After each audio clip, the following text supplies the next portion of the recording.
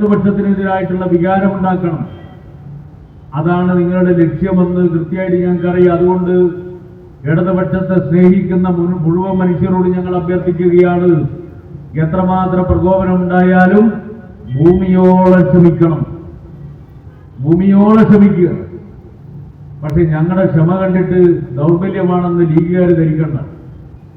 ഞങ്ങൾ നിൽക്കേണ്ട പോലെ നിന്ന് കഴിഞ്ഞാൽ ലീഗുകാരാ കുറച്ച് നീ ബുദ്ധിമുട്ടും, അത് മനസ്സിലാക്കും. അതുകൊണ്ട് ഇതിന്റെ അർത്ഥം എന്താണെന്ന് മനസ്സിലാക്കി പെരുമാറുക, അത് നിനക്ക് നല്ലത്.